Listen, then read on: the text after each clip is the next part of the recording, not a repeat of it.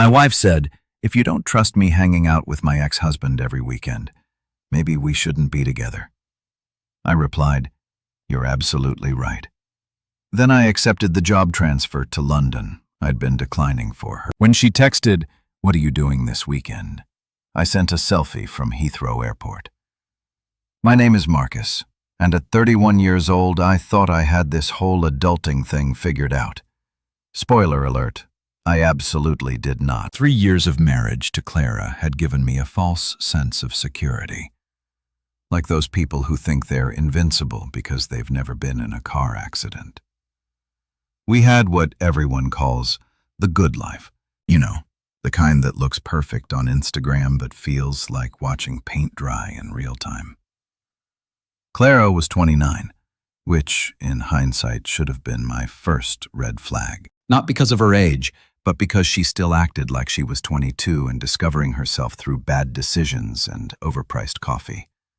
But hey, love makes you stupid, and I was practically brain dead when it came to her. We had the whole suburban dream package, steady jobs that we complained about but never quit, a shared apartment that we pretended to love but secretly knew was overpriced, and those adorable 5-year plans that couples make when they're high on optimism and low on real-world experience. Everything was cruising along in that beautifully boring way that makes your parents proud and your single friends jealous. I should have known the universe was just setting me up for the cosmic punchline of my life. Because that's when Adrian decided to make his grand re-entrance into our perfectly choreographed existence. Adrian. Even his name sounds like the kind of guy who orders wine at Applebee's and acts like he knows what he's talking about. He was Clara's ex-husband.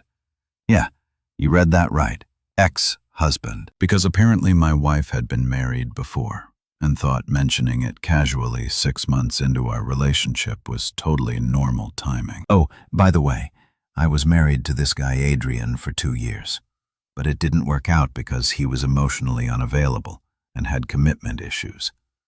Classic red flag disguised as vulnerability. But I was too whipped to see it as when Mr. Whipped, emotionally unavailable, decided to grace our little town with his presence again.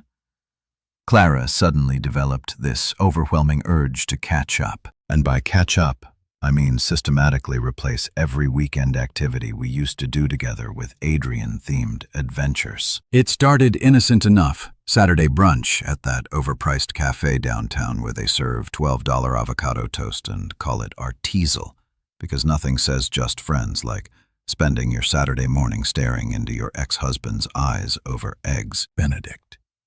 But of course, it didn't stop there. It never does it? Saturday brunch evolved into Sunday walks through the park because Adrian was apparently going through some sort of existential crisis and needed Clara's unique brand of emotional support. You know, the kind that requires long, meaningful conversations while strolling past happy families and couples who actually spend weekends together. Then came the Friday movie nights because poor Adrian was going through a rough patch and needed someone to hold his hand through the latest Marvel movie. Funny how his rough patch seemed to coincide perfectly with our date nights that I tried to be the understanding husband. Really, I did. I channeled every piece of marriage advice I'd ever ignored and attempted to trust my wife. But trust is a funny thing. It's like trying to ignore a mosquito buzzing around your head. You can pretend it's not there for a while, but eventually you're going to get bit. And it's going to itch like hell.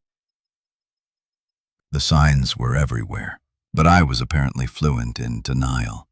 Clara started wearing this perfume she'd never worn for me. Something expensive and sultry that made our apartment smell like a department store. She'd spend an hour doing her hair for these casual friend meetings, styling it in ways that suggested these hangouts were anything but casual. And don't even get me started on the phone situation. My wife, who used to barely glance at her phone during our conversations, was suddenly giggling at text messages like a teenager with her first crush. The worst part, she laughed at her phone more than she laughed at my jokes. And let me tell you, my jokes are comedy gold. Okay, maybe comedy bronze, but still, when your wife finds her phone more entertaining than you, It's time to reevaluate some life choices.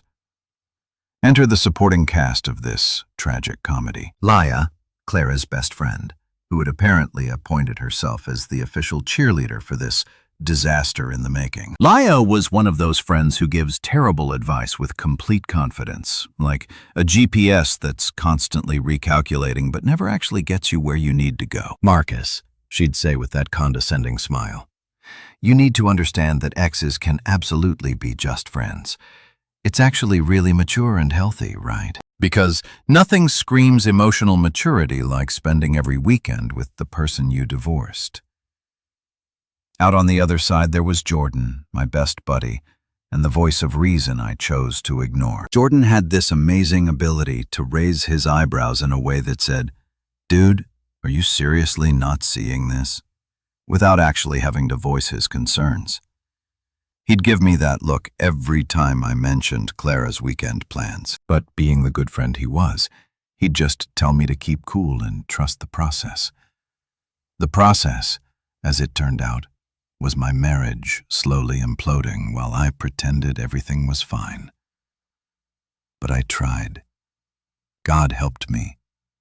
I really tried to keep cool. I practiced the art of fake smiling when Clara would come home glowing from her friend dates. I bit my tongue when she'd spend an hour getting ready for coffee with Adrian. I even managed to nod along when she'd tell me about their deep conversations and shared memories, as if I was supposed to be happy that my wife was emotionally reconnecting with her ex-husband every weekend. The unease grew like a tumor in my chest, feeding on every canceled plan, every secretive phone call, and every time she chose Adrian over me. But I kept telling myself I was being paranoid, that I was the problem, that maybe I needed to be more secure in my marriage. What I didn't realize was that my marriage was already over. I was just the last one to get the memo. The breaking point didn't come with some dramatic revelation or catching them in bed together like you see in the movies. No, it arrived on a perfectly ordinary Saturday morning with the subtlety of a freight train to the face. I was sitting at our kitchen table drinking coffee that had gone cold while I pretended to read the news on my phone, when Clara emerged from our bedroom looking like she was headed to a damn photo shoot. She'd done that thing with her hair again. You know, the effortless butt actually took an hour look that she'd perfected for her Adrian dates. The perfume cloud hit me before she even entered the kitchen, and I swear I could practically see the cartoon stink lines wafting off her like she was Pepe Le Pew's dream girl. She was wearing this sundress that I bought her for our anniversary last year. The one she claimed was too fancy for everyday wear, but apparently just fancy enough for casual Saturday hangouts with her ex-husband. "Morning, babe," she chirped, grabbing her purse and checking her reflection in the toaster. Because nothing says authentic relationship like using kitchen appliances as mirrors while your husband sits 3 feet away.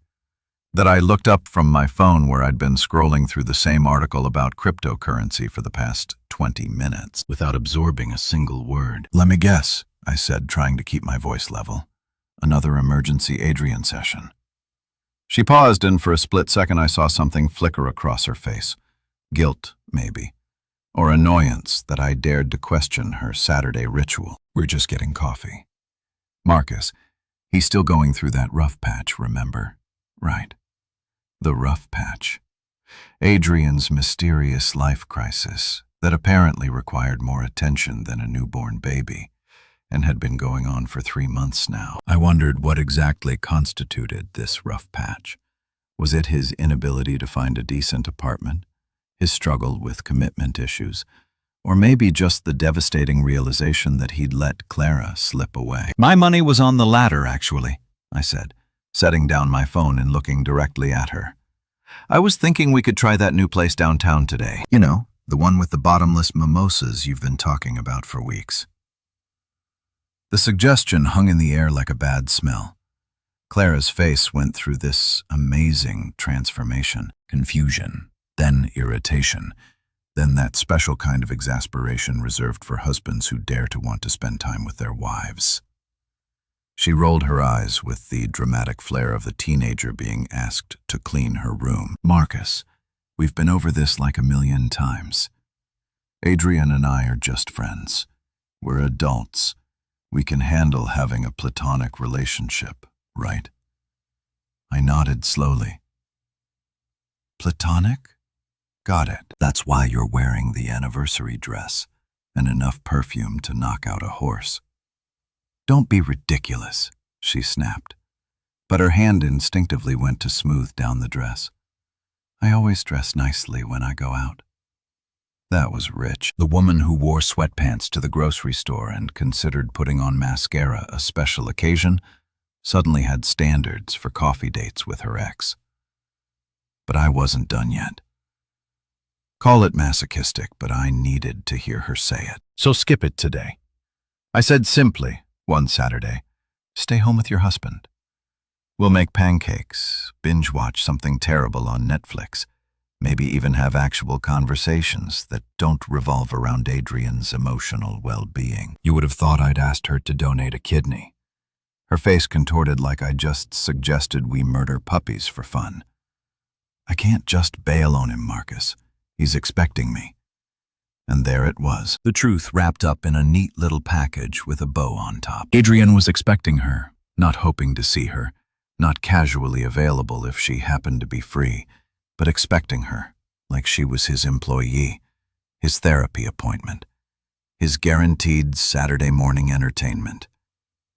What about what I'm expecting? I asked, and even I could hear the edge creeping into my voice. What about the fact that your husband might want to spend time with you occasionally?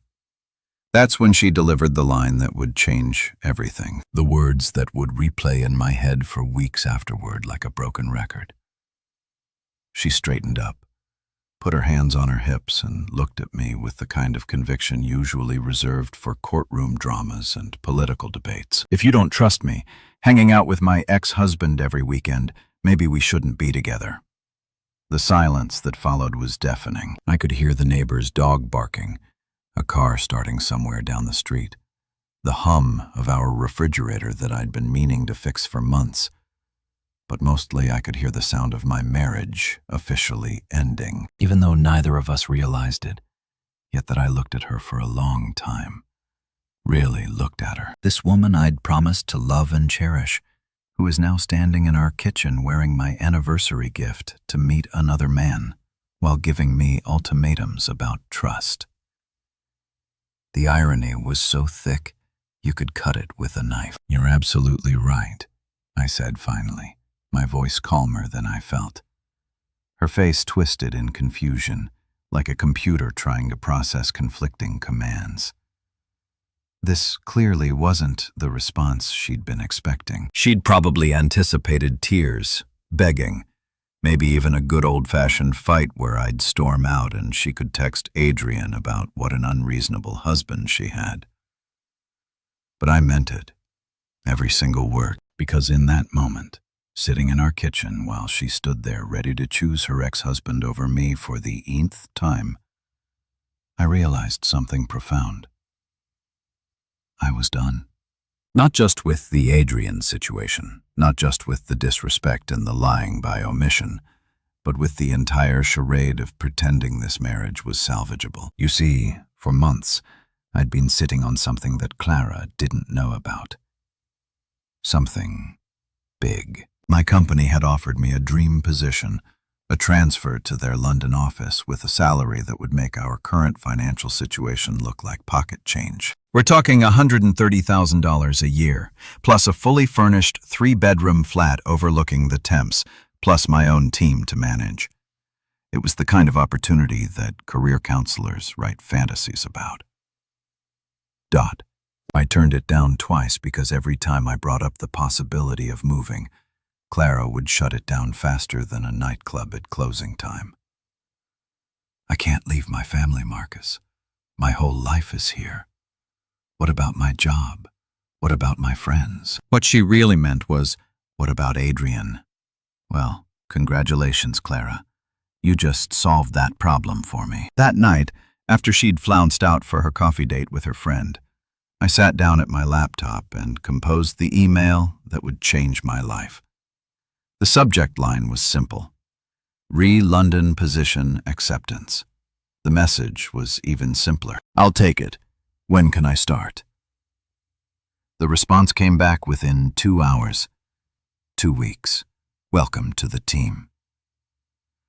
I smiled for the first time in months. The next morning, Clara woke up with that post-ultimatum regret that hits people like a hangover after a night of drunk texting their ex. You know the feeling when you realize you've said something monumentally stupid, and now you have to figure out how to backpedal without looking like a complete...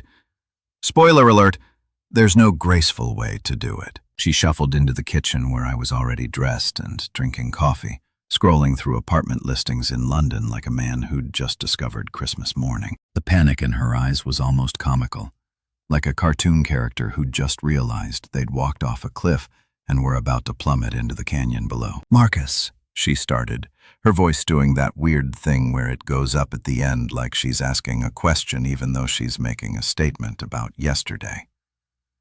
I think maybe we should talk. I looked up from my phone where I'd been admiring a particularly nice flat in Canary Wharf. Talk about what, exactly? Your coffee date with Adrian? How it went? Whether you two discussed our marriage over lattes and caissons? Her face went through that familiar color-ranging routine. Pale to pink to red to that special shade of mortified that people get when they realize they've screwed up beyond repair. That's not... we didn't. Marcus, I think you misunderstood what I said yesterday. Oh, this was rich. The classic, "you misunderstood me" defense. As if the English language had suddenly become too complicated for my simple male brain to comprehend. I set down my phone and gave her my full attention because this was going to be good. Really? Help me understand then. When you said, and I quote, "If you don't trust me, hanging out with my ex-husband every weekend, maybe we shouldn't be together." What exactly did you mean? Because, to my admittedly limited understanding, that sounded like an ultimatum. She started doing that thing women do when they're caught in their own trap. The rapid-fire explanation that somehow makes everything worse. I was just frustrated, okay? You've been so jealous and suspicious lately, and I felt like you were trying to control who I could be friends with. I didn't mean we should actually break up. I just meant that trust is important in a relationship. Trust. The magic word that cheaters use when they want to gaslight you into thinking you're the problem. You're absolutely right, I said, standing up and grabbing my car keys. Trust is important. So is respect and common sense. And not spending every weekend with your ex-husband while your actual husband sits at home like a chump. That's when the waterworks started. Clara's eyes filled up like a broken dam, and suddenly, I was the villain in this story. Amazing how quickly the script flips when people realize there are consequences for their actions. Where are you going? She sniffled like I was abandoning her to join the French Foreign Legion instead of just heading to work. London, I said simply. I accepted the transfer yesterday. I start in 2 weeks. The silence that followed was so complete, I could have heard a pin drop in the next zip code. Clara's mouth opened and closed like a fish gasping for air, her brain apparently unable to process the information I just delivered. You what? You can't. We never discussed. Marcus, you can't just decide to move to London without talking to me. The irony was so beautiful, it almost brought a tear to my eye. The same woman who'd been making unilateral decisions about our weekends for months was suddenly concerned about couple communication. Funny thing about ultimatums, Clara.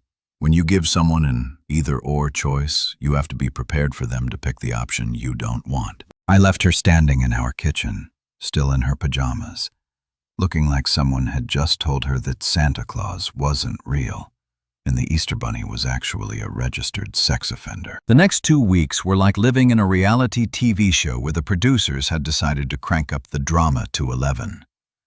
Clara went through all 5 stages of grief, sometimes cycling through them multiple times in a single day. It was exhausting to watch and even more exhausting to live through. First came denial. She kept insisting I was being dramatic and that I'd come to my senses once I cooled down. She actually used air quotes when she said it, like my completely rational response to her ultimatum was some sort of emotional breakdown that would pass like a bad case of the flu. Then came anger. Oh boy, the anger. Clara turned into a one-woman demolition crew, slamming doors and throwing around accusations like confetti at a divorce party. I was abandoning her for money. I was running away from my problems. I was emotionally immature and couldn't handle her having male friends. The last one was particularly hilarious considering her male friend was texting her at midnight and taking her to romantic restaurants every weekend. Bargaining was my personal favorite stage.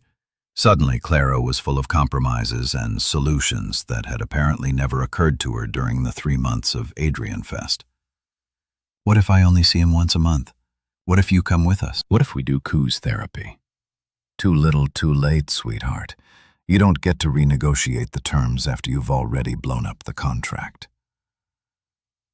Depression hit when she realized I wasn't bluffing. I came home one day to find her sitting on our couch in the same clothes she'd worn the day before, surrounded by tissues like she was preparing for the world's saddest snowball fight. "I can't believe you're really leaving me," she sobbed. "How can you just throw away 3 years of marriage?" "I'm not throwing it away," I replied, continuing to pack my boxes with the efficiency of a man who'd finally found his purpose in life. "You already did that. I'm just cleaning up the mess." But the real magic happened when I started packing her stuff too.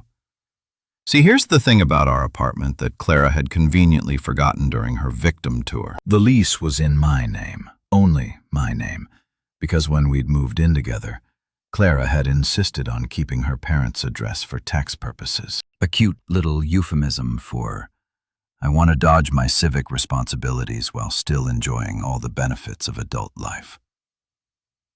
I packed her belongings with the care and attention of a professional moving service, organized everything neatly in boxes, and placed them by the front door like a thoughtful husband preparing for his wife's extended vacation. The look on her face when she came home to find her entire life summarized in cardboard containers was absolutely priceless.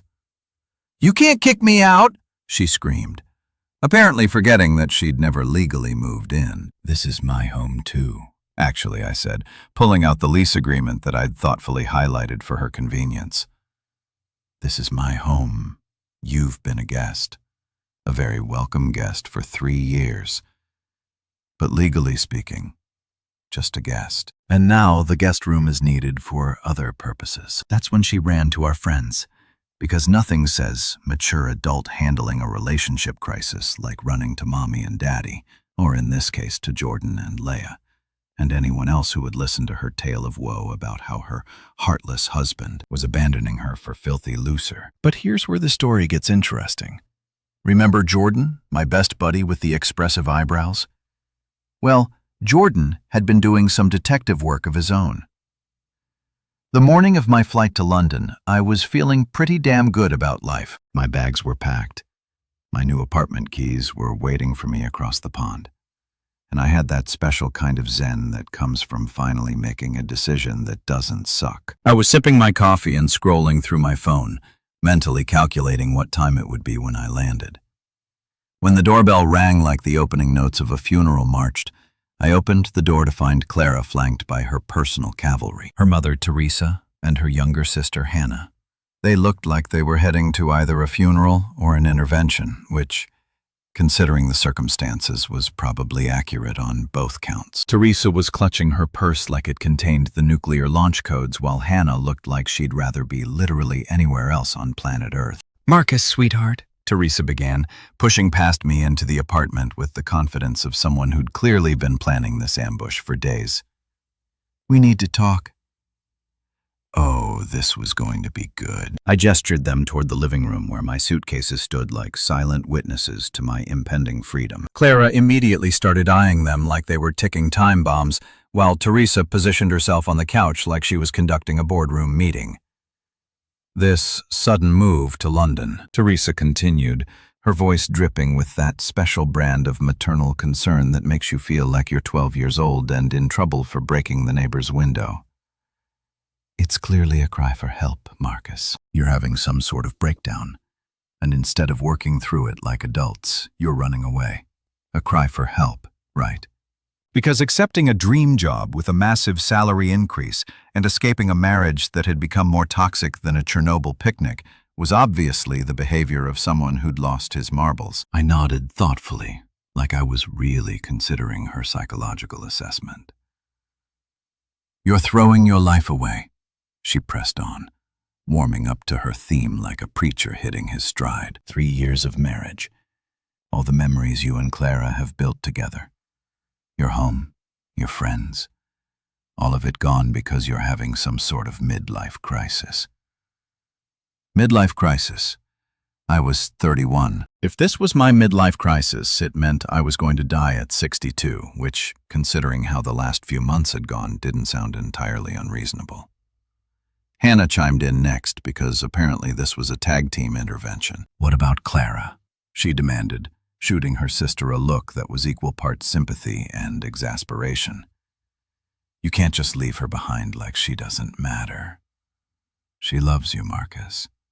She made a mistake, sure, but everyone makes mistakes. A mistake singular, as if Clara's 3-month emotional affair with her ex-husband was just an oops moment, like accidentally putting salt in her coffee or wearing mismatched socks. I was impressed by their ability to minimize the situation with such artistic flair. Clara herself had been unusually quiet during this opening salvo, probably because she was still processing the sight of my packed luggage. But now she stepped forward, tears already forming in her eyes like she was an actress who'd been preparing for this scene her entire life. Marcus, she whispered, her voice breaking just enough to sound authentically heartbroken. Please don't do this. We can work through this. I'll stop seeing Adrian. I'll do whatever you want. Just don't leave me. And there it was. The performance I've been expecting. The tearful confession. The promises to change, the desperate bargaining that comes when people realize they've pushed someone too far, and the consequences are finally catching up with them. It might have been touching if it hadn't come about 3 months and 17 Adrian dates too late. I looked at the 3 of them, Teresa with her righteous indignation, Hannah with her misplaced loyalty, and Clara with her crocodile tears, and realized this was the perfect moment for the grand finale, the piece to resistance that Jordan had uncovered through his detective work. That's really touching, Clara, I said, pulling out my phone. But before we get too deep into the whole redemption arc, there's something I think everyone should see. I opened the screenshots that Jordan had forwarded to me and held up my phone so all 3 women could see them clearly. The messages were from Adrian's private gym chat group where he'd been bragging to his workout buddies about his conquest like some sort of suburban Casanova. Book club is just code. Read the first message. She's basically single now. 3 months of coffee dates and she's already planning to leave her husband for me. The silence that followed was so complete I could hear the refrigerator humming in the kitchen. Teresa's face went white.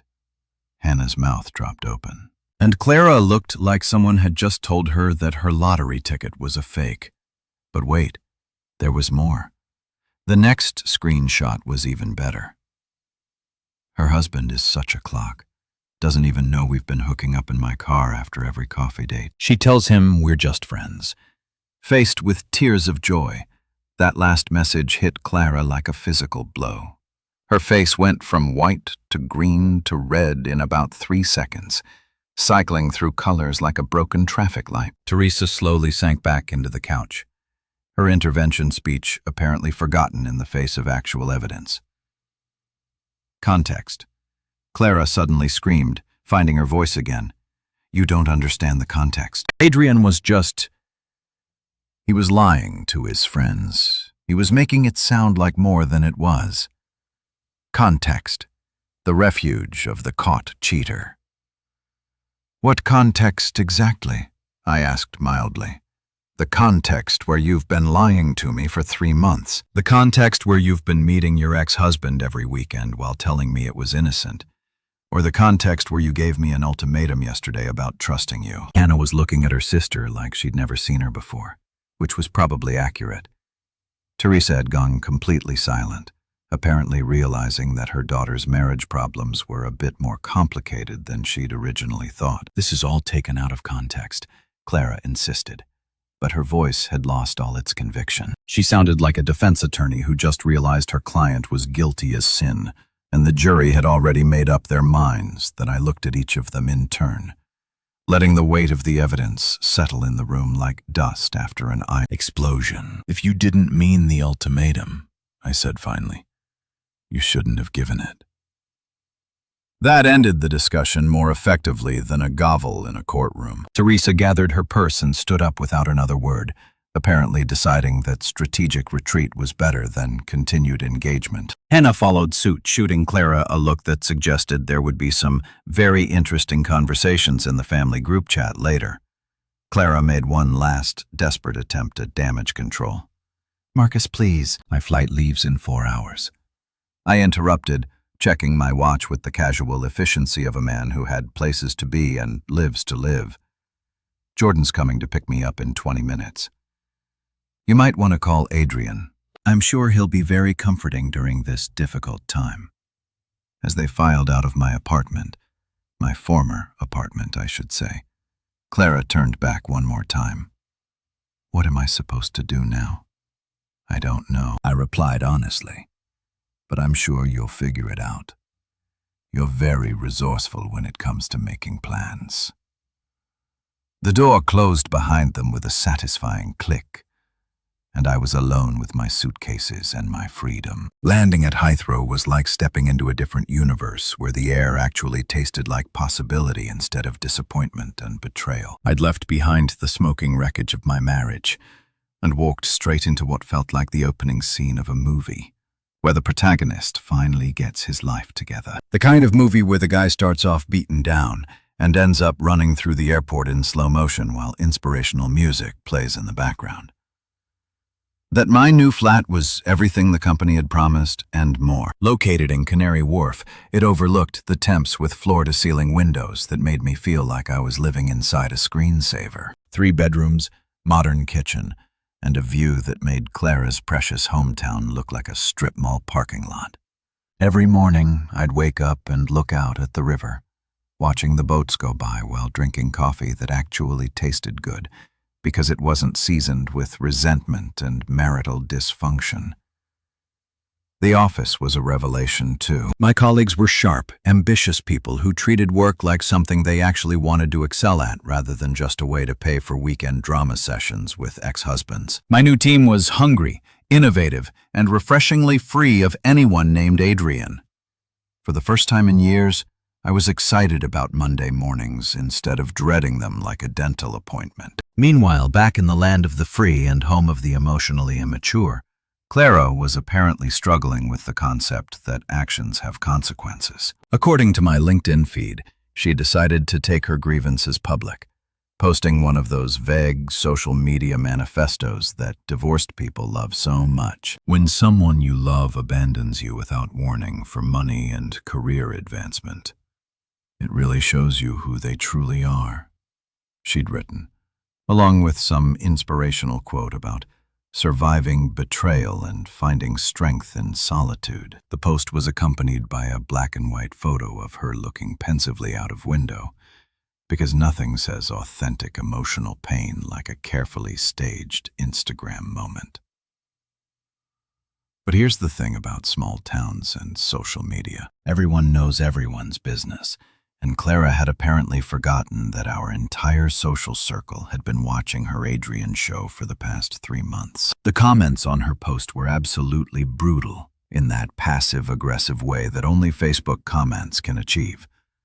"Didn't you dump him for Adrian, though?" wrote Jessica from her yoga class. "Girl, we saw your stories every weekend with your friend," added someone named Brittany with about 17 crying laughing emojis. "Maybe check the dictionary definition of abandonment before using it," suggested Mike from my old office, who'd apparently been keeping track of the drama like it was his personal soap opera. The post disappeared within 6 hours, which was probably a new record for social media regret. But the internet is forever, and screenshots had already made their way into various group chats and private messages. Clara's attempt at controlling the narrative had backfired spectacularly, like trying to put out a fire with gasoline. Then came the plot twist I hadn't seen coming, though in hindsight it was inevitable. Adrian's girlfriend, yes, he had a girlfriend this whole time because of course he did, decided to reach out to me through LinkedIn. Her name was Sophie, and she was apparently everything Clara wasn't. Direct, honest, and refreshingly free of, "I think we need to talk," her message read. Adrian has been lying to both of us. Sophie, it turned out, was a paralegal who'd been dating Adrian for 8 months. She believed his story about Clara being a crazy ex-wife who was obsessed with him and wouldn't leave him alone. According to Adrian's version of events, Clara was the one pursuing him, showing up uninvited and begging for reconciliation while he nolly tried to be there for her as a friend during her marital difficulties. The cognitive dissonance was almost impressive. Adrian had managed to convince his girlfriend that he was the victim of Clara's obsession while simultaneously bragging to his gym buddies about his conquest. It takes a special kind of sociopathic talent to spin two completely contradictory narratives with such confidence that I sent Sophie everything. Every screenshot Jordan had uncovered, every timeline detail, every piece of evidence that painted a very different picture from the one Adrian had been selling her. Her response was swift and decisive. She dumped him publicly on Facebook, posting all the screenshots along with a caption that would have made a prosecutor weep with joy. Ladies, when a man tells you his ex-wife is crazy and obsessed with him, ask yourself why he keeps meeting up with her every weekend. P.S. Adrian, your gym buddies can read these messages too. Now, hope the book club was worth it. Within hours, book club had become Adrian's permanent nickname throughout our entire social circle. The guys at his gym started calling him that. His co-workers picked it up and eventually it spread to every bar, restaurant, and coffee shop in town. Adrian couldn't go anywhere without someone asking about his book club activities, with a smirk that suggested they knew exactly what kind of books he'd been reading. The beautiful thing about small-town justice is that once you become a joke, you stay a joke. Adrian had gone from thinking he was Don Juan to being the town's official punchline, and there was literally nothing he could do about it. Every time someone saw him, they'd think about those screenshots and wonder what other lies he was telling. But the real karmic justice was watching Clara's reaction to Sophie's post. According to Leia, who'd apparently appointed herself as my unofficial intel source, Clara had tried to spin the whole thing as revenge from a jealous woman who couldn't handle the truth about her relationship. But the screenshots spoke for themselves, and Clara found herself in the impossible position of trying to deny evidence that everyone could see with their own eyes. The comments on Sophie's post were like watching a masterclass in public humiliation. Person after person shared their own Adrian stories. Apparently, this wasn't his first rodeo when it came to manipulating multiple women simultaneously. Clara wasn't his first victim, and she probably wouldn't have been his last if Sophie hadn't blown up his entire operation. And why personal favorite comment came from a woman named Rachel, who wrote, "Adrian told me the same story about his crazy ex-wife 2 years ago. Seems like all his ex-wives are crazy, which is statistically improbable unless the common denominator is him." Meanwhile, my life in London was everything I'd hoped it would be and more. The work was challenging and rewarding. My apartment was a sanctuary of peace and quiet, and I was finally sleeping through the night without wondering what my wife was texting about at midnight. I joined a local gym where nobody knew my name or my history, started exploring the city like a tourist in my own life, and discovered that happiness wasn't some elusive concept. It was just what happened when you removed toxic people from your daily routine. Every morning I check my phone to see the latest updates from the American Disaster Channel, formerly known as My Marriage. It was like watching a train wreck in slow motion, except the train had derailed months ago and was now just rolling down a hill, collecting more debris with every rotation. And the best part, I was 3,000 miles away, sipping excellent coffee, and building a life that actually made sense. I thought I'd successfully escaped the gravitational pull of my former life's drama, like a rocket ship that had finally broken free from Earth's atmosphere and was cruising peacefully through the cosmic void. My London routine had become beautifully predictable. Excellent coffee, challenging work, Tim's views, and a blissful absence of anything remotely resembling the Clarendrian soap opera. I was living my best life, which apparently made me a prime target for the universe's twisted sense of humor. It was a Tuesday morning, I remember, because I just finished a particularly satisfying meeting with my team about expanding into the European markets when I walked out of our Canary Wharf office building and nearly choked on my coffee. There, standing next to the fountain like some sort of deranged tourist, was Clara in London, 3,000 miles from where she was supposed to be, looking like she'd been sleeping in airport chairs and living off vending machine snacks. For a moment, I wondered if I was having some sort of stress-induced hallucination.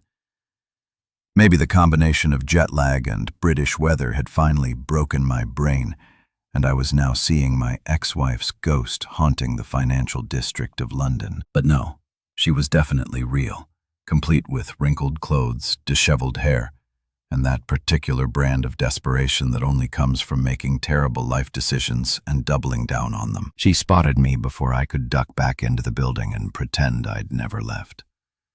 Her face lit up with the kind of manic relief usually reserved for people who've been lost in the desert and just spotted an oasis. She waved at me like we were old friends running into each other at a high school reunion, rather than estranged spouses whose marriage had imploded in spectacular fashion. "Marcus!" she called out, jogging toward me with the enthusiasm of a golden retriever who'd just seen a tennis ball. "I can't believe I found you!" "This city is huge." I stood there, coffee cup halfway to my lips, trying to process the sheer audacity of the situation. She'd flown across the Atlantic Ocean to ambush me outside my workplace like some sort of international stalker. The woman who couldn't be bothered to skip one Saturday coffee date with her ex-husband had apparently found the motivation to book a transatlantic flight and track me down in a city of 9 million people. "Clara," I said finally, my voice carrying all the enthusiasm of someone who'd just discovered a parking ticket on their windshield. "What the hell are you doing here?" By my less than enthusiastic reception, which was rich considering she'd shown up uninvited to my new life, like a walking reminder of every mistake I'd ever made. "I just wanted to talk," she said, her voice doing that wounded puppy thing that used to work on me back when I was stupid enough to care. "Can we get coffee, please? Coffee?" Of course. Because nothing said reconciliation like recreating the same activity that had destroyed our marriage in the first place. But something about her appearance, the dark circles under her eyes, the desperate way she was clutching her purse like a life preserver, made me curious about just how far she'd fallen since I'd left. Against my better judgment, which had clearly taken a vacation to somewhere more sensible, I agreed that we found a cafe near the office, one of those trendy London places that serve coffee in cups the size of soup bowls, and charged accordingly. Clara ordered some complicated drink with multiple modifiers, probably trying to delay the inevitable conversation, while I stuck with a simple Americano because I had actual work to get back to. She looked rough, really rough. The kind of rough that comes from weeks of poor decisions and sleepless nights. Her usually perfect hair was limp and lifeless. Her makeup was minimal and slightly smudged, and her clothes looked like she'd grabbed them off the floor of her childhood bedroom. This wasn't the polished, confident woman who'd been gallivanting around town with Adrian just a few weeks ago. "You look good," she said, which was probably true. London had been good to me. Better sleep, less stress, and the general glow that comes from not living with someone who makes you question your sanity on a daily basis. "The city suits you." "It does," I agreed, not bothering to return the compliment because honestly, she looked like she'd been hit by a truck carrying a load of regret and poor life choices. She fidgeted with her coffee cup, stirring it obsessively, like she was trying to divine the future from the phone patterns. Marcus, I need you to know that I made a terrible mistake. The worst mistake of my life. I was confused and stupid, and I threw away the best thing that ever happened to me. Here we go. I thought the grand apology tour complete with self-flagellation and promises of redemption. I'd been expecting this conversation since the day I left, though I'd hoped it would come via email or text message rather than an in-person performance in a London cafe. I've been miserable since you left, she continued, her voice starting to crack around the edges. Absolutely miserable. Nothing feels right without you. I can't sleep. I can't eat.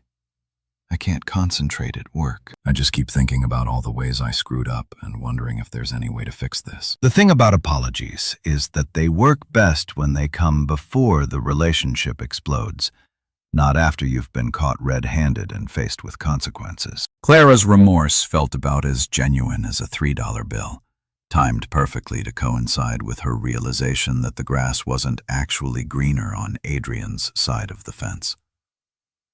What happened with Adrian? I asked because I was genuinely curious about how that train wreck had concluded. Her face crumpled like a house of cards in a windstorm. It wasn't what I thought it would be. Once you left, he changed. He became demanding and possessive. He wanted me to move in with him immediately, quit my job, start having kids right away. It was like he thought he owned me or something. Fascinating. Adrian had gone from being the sensitive ex-husband who needed emotional support to a controlling nightmare.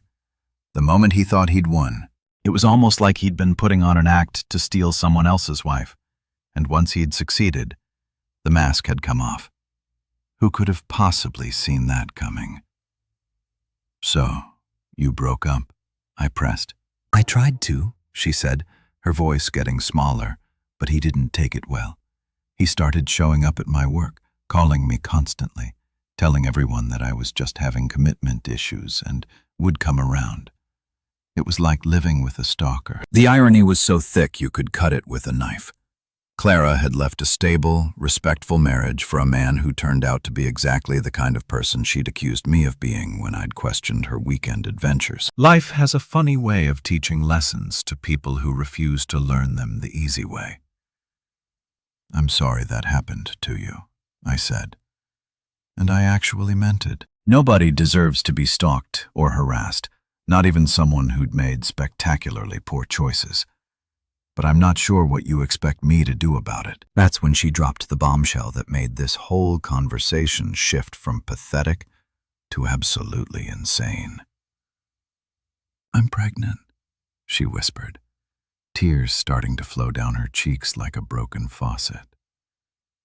And I don't know what to do. The pregnancy announcement hung in the air between us like a toxic cloud. And for a moment, I genuinely thought Clara had finally lost whatever tenuous grip on reality she'd been maintaining. I stared at her across the cafe table, watching tears stream down her face while she waited for my reaction. And all I could think was, this woman has officially gone off the deep end.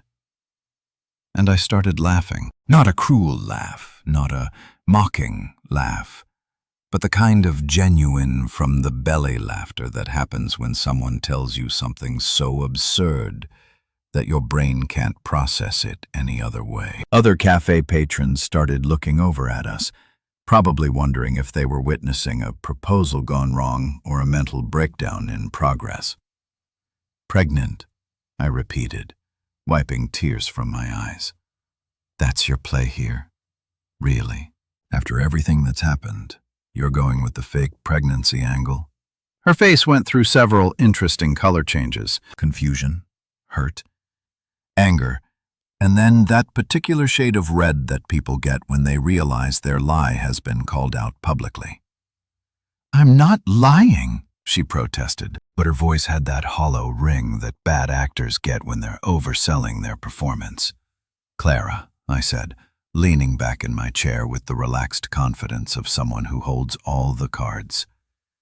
We haven't had sex in over 2 months. I know this because I was there, or rather, I wasn't there, if you catch my drift. You were too busy with your book club activities to be interested in your actual husband. The silence that followed was deafening as she opened and closed her mouth like a fish gasping for air, clearly trying to come up with some explanation that would make her story believable. But we both knew the math didn't work, and even Clara's creative relationship with the truth couldn't bend reality that far. "It could be from before," she whispered weakly. But even she didn't sound convinced. From before what? Before you decided that Adrian was more important than our marriage. Before you started spending every weekend playing house with your ex-husband. Be specific, Clara. Because my calendar is pretty clear on when we stopped being intimate. She crumpled then, her whole fake pregnancy facade collapsing like a house of cards in a hurricane. The tears kept flowing, but now they seemed more genuine. Tears of frustration and desperation rather than manipulative crocodile tears. "I just needed you to care," she whispered, her voice barely audible over the ambient cafe noise. "I thought if you believed I was pregnant, you'd want to work things out. You'd remember that you loved me once." And there it was, the truth wrapped up in the most pathetic package imaginable.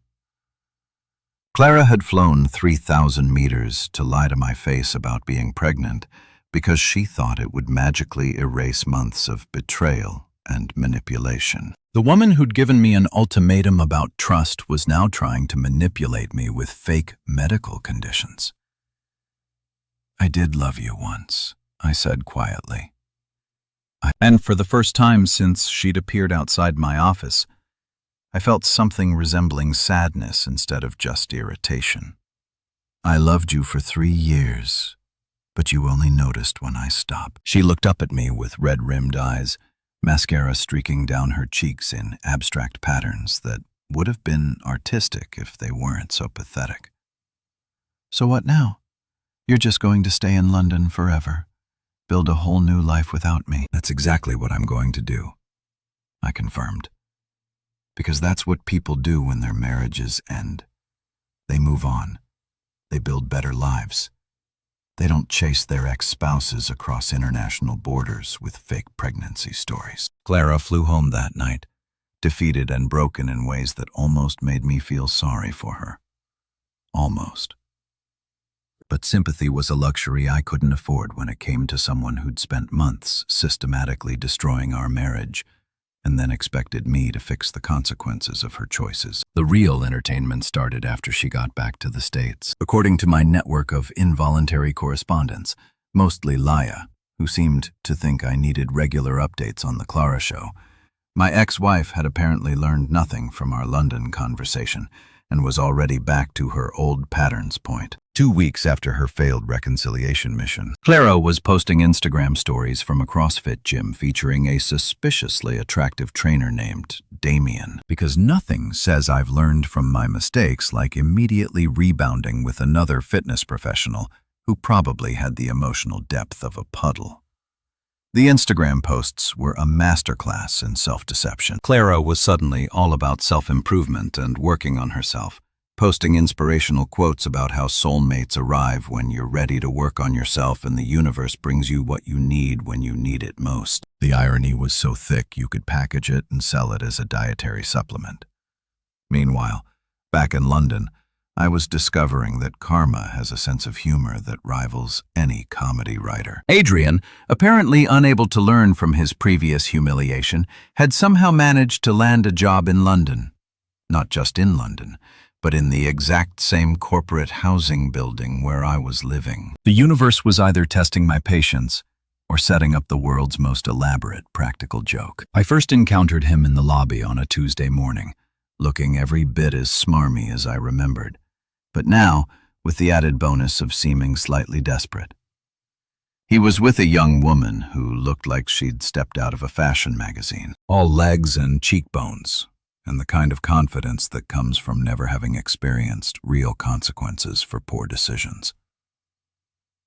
Marcus. Adrian called out like we were old college buddies who'd lost touch over the years instead of the 2 corners of a love triangle that had exploded spectacularly. What are the odds?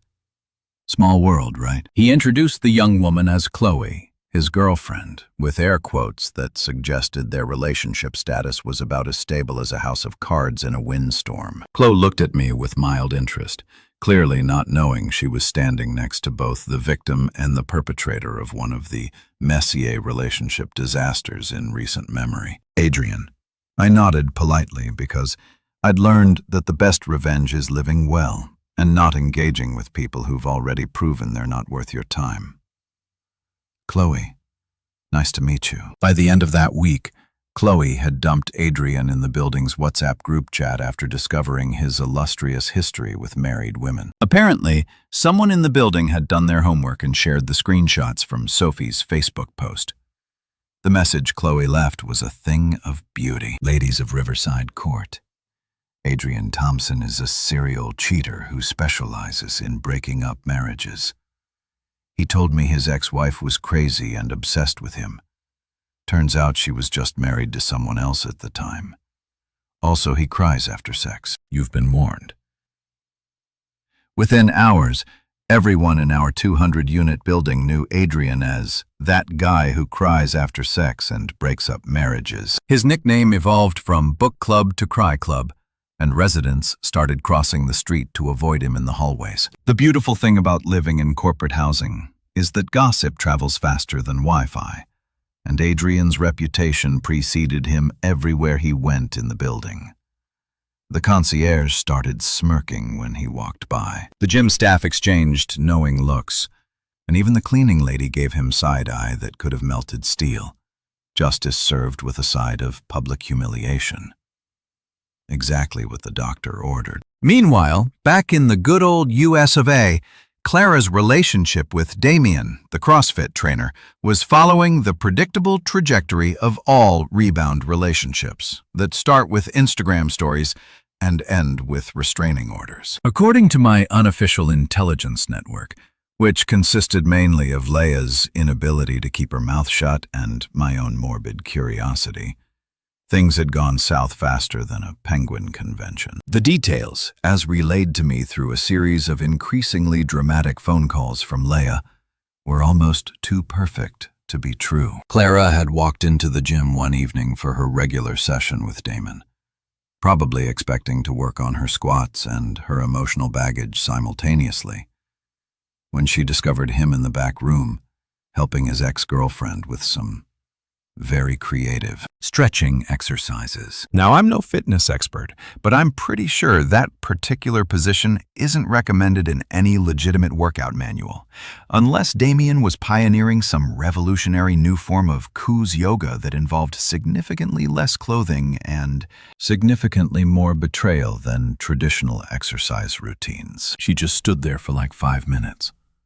Leia had breathlessly reported during one of her gossip update calls, like completely frozen. Damien and this other girl were so into their stretching session that they didn't even notice Clara watching them through the mirror. The image of Clara standing there, probably still holding her gym bag and water bottle while watching her rebound relationship implode in real time, was almost poetic. Here was a woman who destroyed her marriage for the thrill of cheating, only to discover that cheaters tend to cheat on everyone, not just other people's spouses. When Damien finally noticed Clara's reflection in the mirror, because apparently even mid-betrayal, he was still checking himself out.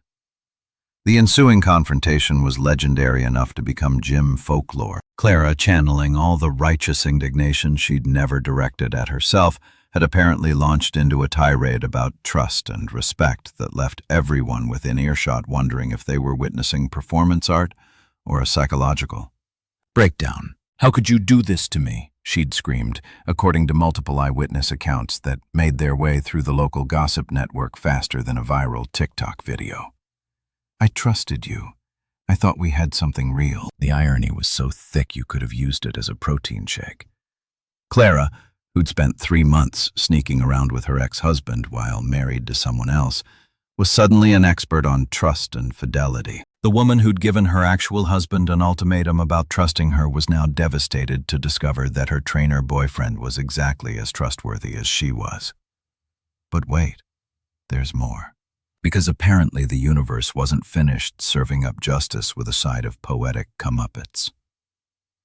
Clara, in her emotional distress over discovering that cheaters tend to be cheaters, had made the brilliant decision to text me about her revelation. At 3 a.m. London time, which was 10 p.m. her time, my phone buzzed with a message that I initially thought was some sort of drunk dial situation. Now I know how you felt. I'm so sorry. That was it. No context, no explanation. Just a sudden burst of empathy that had apparently taken her entire relationship with Damien to develop. I stared at the message for a few minutes, marveling at the fact that it had taken Clara experiencing betrayal firsthand to understand what betrayal felt like. Revolutionary stuff, really. I left her on read. Not out of cruelty, but because what exactly was I supposed to say?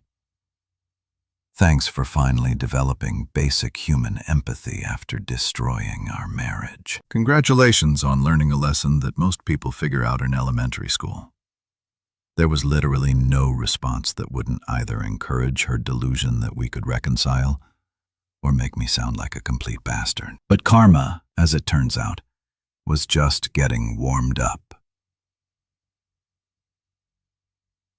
Because while Clara was dealing with her trainer boyfriend's creative interpretation of physical fitness, she was about to discover that her past decisions had consequences that extended far beyond broken hearts and damaged pride. Remember Sophie, Adrian's ex-girlfriend, who'd blown up his entire operation with those beautiful Facebook screenshots? Well, Sophie worked in the tax department for the city, and she'd apparently been doing some digging into Clara's living situation during their relationship. That it turns out that Clara's clever little scheme of using her parents' address to avoid city taxes while actually living in our apartment had caught someone's attention. Someone with access to employment records, lease agreements, and the kind of bureaucratic dedication that makes the IRS look friendly and approachable. The audit notice arrived on a Tuesday. According to Leia's breathless report, Clara had opened what she thought was junk mail to discover that the city wanted to have a very serious conversation about her tax obligations for the past 3 years. Specifically, they wanted to know why someone who was employed full-time in the city, had a city-sued parking permit, and was registered to vote at a city address had been claiming residency in her parents' suburban township. The amount owed was spectacular. 3 years of back taxes, plus penalties, plus interest, plus administrative fees that seemed to multiply like rabbits in springtime. The final tally came to just over $18,000, which might as well have been $18 million for someone who'd been living paycheck to paycheck, while spending her disposable income on weekend dates with her ex-husband to Clara's parents. Bless their enabling hearts. Had bailed her out financially. But they'd also forced her to move back into her childhood bedroom as part of the bailout agreement because apparently even they had limits to how much financial irresponsibility they were willing to subsidize without consequences. The image of Clara, 29 years old, moving back into her teenage bedroom with its faded boy band posters and high school trophies was almost too perfect to be real. The woman who'd been so eager to play house with Adrian every weekend was now literally back in the house where she'd grown up under her parents' roof and their rules. She has a curfew now. Leia had reported with barely concealed glee. Her mom makes her be home by 11 p.m. on weeknights and midnight on weekends. It's like she's 16 again, except with massive debt and a destroyed marriage instead of college applications and prom planning. Meanwhile, my life in London continued to improve in ways that made me question whether I'd accidentally stumbled into some sort of alternate universe where good decisions actually led to good outcomes. The promotion I'd been hoping for came through ahead of schedule, along with another salary increase that made my former American income look like pocket change. I was offered a permanent position with the company, complete with visa sponsorship and a clear path to British residency if I wanted it.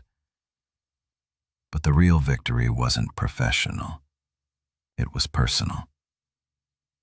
I'd met someone. Her name was Effa. She was Irish, and she worked as an editor for a publishing house in Bloomsbury. Smart, funny, grounded, and refreshingly free of any desire to maintain relationships with her ex-boyfriends. When I told her the book club saga over dinner one evening, she'd laughed until tears streamed down her face.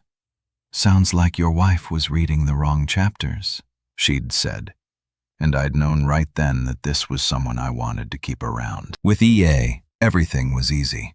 No drama, no secrets, no weekend disappearances or mysterious text messages. Just two adults building something real together based on honesty and mutual respect. Revolutionary concepts, apparently. Every time Adrian saw me with Aoife in the building lobby or the local pub, I could see the jealousy eating him alive from the inside. The man who'd thought he was winning by stealing someone else's wife was watching me build something better with someone who actually deserved it.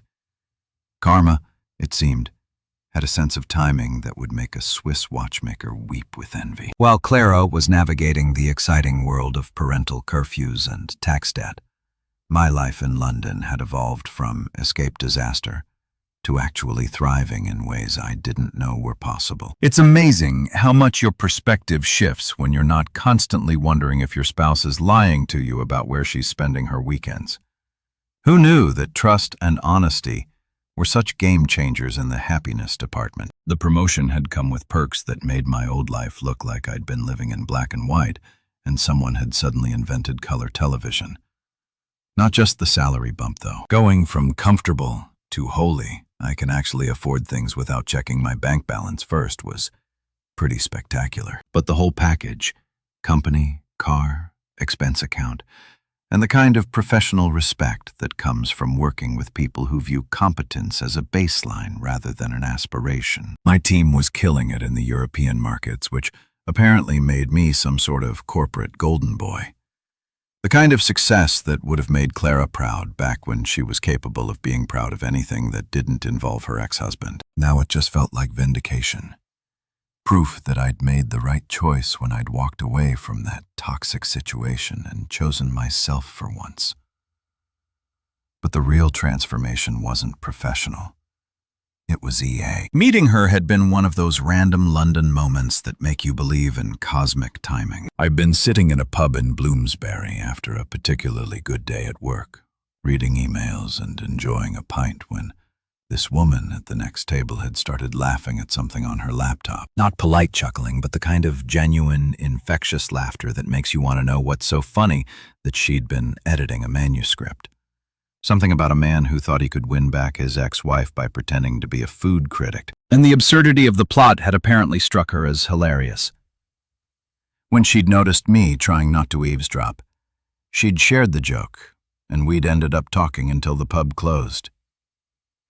Aoife was everything Clara wasn't. Where Clara was all surface-level drama and emotional manipulation, Aoife was substance and authenticity. She said what she meant what she said, and had never once in our relationship made me wonder if she was secretly texting someone else while sitting next to me. Revolutionary concepts. Apparently, she was also funny in ways that didn't require an audience or social media validation. When I told her the whole book club saga over dinner one night, she'd listened with the kind of attention that suggested she was actually interested in understanding what had happened, rather than just waiting for her turn to talk. "So, let me get this straight," she'd said, wiping tears of laughter from her eyes. "Your ex-wife spent 3 months cheating on you with her ex-husband. Gave you an ultimatum about trusting her, and then flew to London to lie about being pregnant when you took her up on that ultimatum. That's the condensed version. Yes. And now she's living with her parents because she got caught committing tax fraud. Also, yes, sounds like your wife was reading the wrong chapters," she'd said. And that line had become our private joke. Anytime we encountered relationship drama, whether in movies, books, or real life, one of us would comment about people reading the wrong chapters. With EA, everything was refreshingly normal. We traveled together without it becoming a logistical nightmare or an excuse for Instagram content. We cooked together without turning it into a competition or a therapy session. We built something real based on actually liking each other as people, rather than just being addicted to the drama and chaos that some people mistake for passion. The contrast wasn't lost on me. especially when I'd see Adrian around the building. Poor Adrian, who'd gone from thinking he was the main character in some romantic drama to being the punchline of everyone's jokes. The man couldn't walk through the lobby without someone making a book club reference or asking if he needed tissues. His professional life in London hadn't exactly flourished either. Word travels fast in corporate circles, especially when someone has a reputation for being the kind of person who breaks up marriages for sport. Adrian's career trajectory had gone from promising transfer to "why is that guy still here?" in record time. But the real entertainment came from watching him try to process seeing me happy. Actually, genuinely happy. Not just pretending to be fine while dying inside. When Adrian saw me with EA, laughing at her jokes, holding her hand, looking like someone who'd finally figured out what healthy relationships were supposed to feel like, the jealousy in his eyes was absolutely priceless. This was the man who'd thought he was winning by stealing Clara away from me, who'd bragged to his gym buddies about his conquest, who'd convinced himself that he was some sort of romantic hero rescuing a woman from an unhappy marriage. Now he was watching me build something infinitely better with someone who actually deserved it, while he lived alone in corporate housing with a reputation that followed him like a bad smell.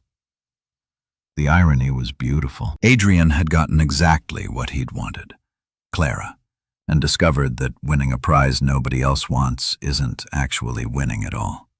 Meanwhile, I'd lost something I'd thought I wanted to keep, and found something infinitely better in the process. EA and I started talking about making things permanent, not in the rushed, desperate way that people do when they're trying to fix something broken, but in the calm, confident way that happens when you found someone who makes sense. British residency, long-term plans, the kind of future building that actually felt exciting rather than terrifying.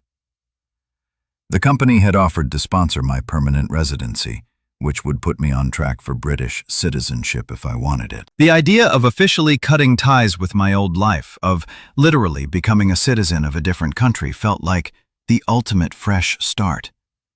Not running away from my problems, but graduating from them into something better. Every weekend with EFO was a reminder of what weekends were supposed to feel like.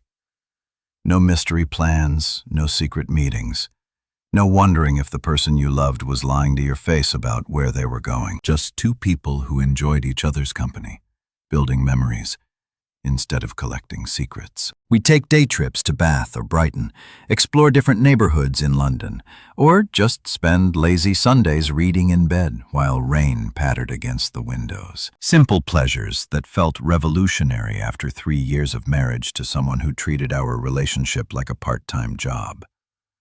She was constantly trying to quit. The best part? Adrian got to watch it all unfold since we lived in the same building. Every time he saw us together, coming back from a weekend trip, heading out for dinner, or just walking through the lobby looking like people who actually liked each other, I could see it eating away at him. This was the life he'd thought he was destroying when he'd seduced Clara away from me. Instead, he'd done me the biggest favor of my life by removing someone who was never going to make me happy and clearing the path for someone who actually could. Karma, it turned out, had a sense of poetry that would make Shakespeare weep with envy. Looking back on this whole cluster of the year, I have exactly one regret. Not taking the London job the first time they offered it to me. Not the second time either, but definitely not the first time. I could have saved myself months of watching my marriage decompose like roadkill in the summer heat. Months of pretending that Clara's weekend book club activities were anything other than a slow-motion betrayal set to the soundtrack of my own denial. The truth is, I'd been sacrificing pieces of myself for someone who never valued the sacrifice. While I was turning down dream opportunities and restructuring my entire future around Clara's unwillingness to leave her precious hometown, she was busy restructuring her weekends around her ex-husband's emotional needs. The math never worked in my favor, but I'd been too invested in the sunk cost fallacy to notice. You know what's funny about hindsight? It's not just 20/20. It's high-defin IMAX quality clarity. that makes you wonder how you ever missed the obvious signs that your life was turning into a daytime soap opera. Every red flag I'd ignored, every excuse I'd accepted, every time I'd chosen to trust someone who was systematically proving herself untrustworthy. It all looked so painfully clear from my Temps View apartment in London. Clara's social media presence these days is a masterclass in performative healing. She posts those cryptic, inspirational quotes that divorced people love so much. You know the ones. Growth through pain, stronger than yesterday. The universe removes people from your life to make room for better things. All with comments turned off because apparently enlightenment doesn't include being open to feedback. That my why personal favorite was her recent post about learning to love yourself before you can love someone else, which was rich coming from someone who'd spent our entire marriage seeking validation from every man except her actual husband. But hey, if Instagram quotes about self-discovery help her sleep at night in her childhood bedroom, more power to her. Adrian's online presence, meanwhile, has become virtually non-existent. The man who used to post gym selfies and motivational content about grinding and winning has gone dark. Probably because it's hard to maintain a personal brand around success when everyone knows you as book club or cry club, depending on which scandal they remember better. Last I heard through the London corporate housing gossip network, he'd been trying to transfer back to the States. But apparently his reputation had followed him across the Atlantic like a particularly persistent curse. Turns out that breaking up marriages and crying after sex aren't exactly the kind of qualifications that make HR departments excited about internal transfers. The beautiful thing about karma is that it doesn't just serve justice. It serves justice with style. Adrian had thought he was playing chess while everyone else was playing checkers, but it turned out he was actually playing Russian roulette with his own reputation, while everyone else was just living their lives like functional adults. And me?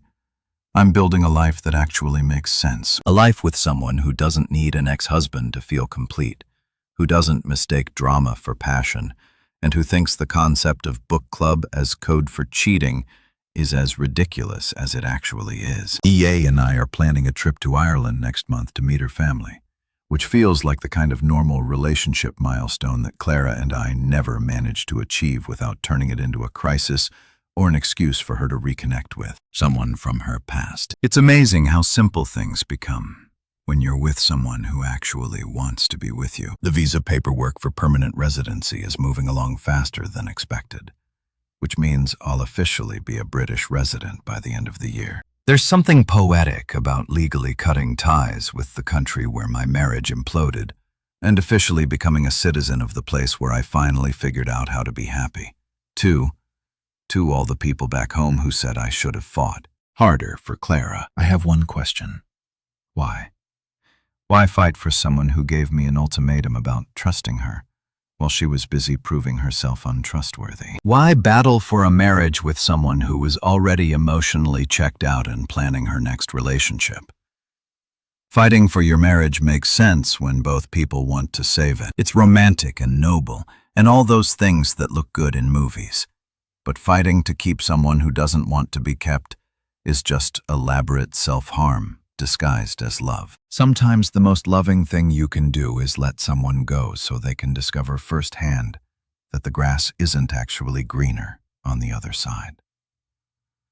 Clara wanted to explore her options.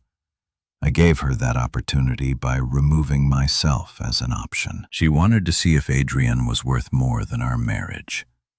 I let her find out. She wanted freedom from our relationship. I provided it, along with a front-row seat to watch what that freedom actually looked like in practice. The universe has a twisted sense of humor, but it also has impeccable timing. Every time I look out at the temps from my apartment, or book a weekend trip to Paris with EA, or get another promotion at work, I'm reminded that choosing yourself isn't selfish. It's necessary. You can't build a life worth living on the foundation of someone else's indifference. Claire is living in her childhood bedroom, dealing with tax debt and parental supervision, because she chose drama over stability. Adrienne's reputation is so toxic that even LinkedIn recruiters probably cross the street when they see his profile. And I'm planning Christmas markets tours with someone who thinks my jokes are actually funny and doesn't need to check her phone every 5 minutes to feel validated. The math works out pretty clearly when you actually do the calculation that I don't hate Clara anymore. Hate requires too much emotional energy, and frankly, I've got better things to do with my feelings these days. I don't even feel sorry for her because everything that happened to her was the direct result of her own choices. She wanted to play adult games, and she won adult prizes. That if anything, I'm grateful. Grateful that she was stupid enough to give me that ultimatum. Grateful that she made her priorities so obvious that even my denial couldn't rationalize them away. Grateful that she freed me from a marriage that was slowly killing everything good about who I used to be. Sometimes people do you the biggest favor of your life by showing you exactly who they are. Clara showed me that she was someone who would choose her ex-husband over her actual husband. Someone who would lie and manipulate and blame everyone else for the consequences of her actions. And in showing me who she really was, she also showed me who I could become. Someone who refuses to settle for less than he deserves. Someone who chooses happiness over familiarity. Someone who finally learned that you can't love someone into being worthy of that love. Every morning when I wake up in London in my beautiful apartment with my beautiful life and my beautiful girlfriend who actually wants to be there, I smile and think the same thing. I finally chose myself, and it was the best decision I ever made.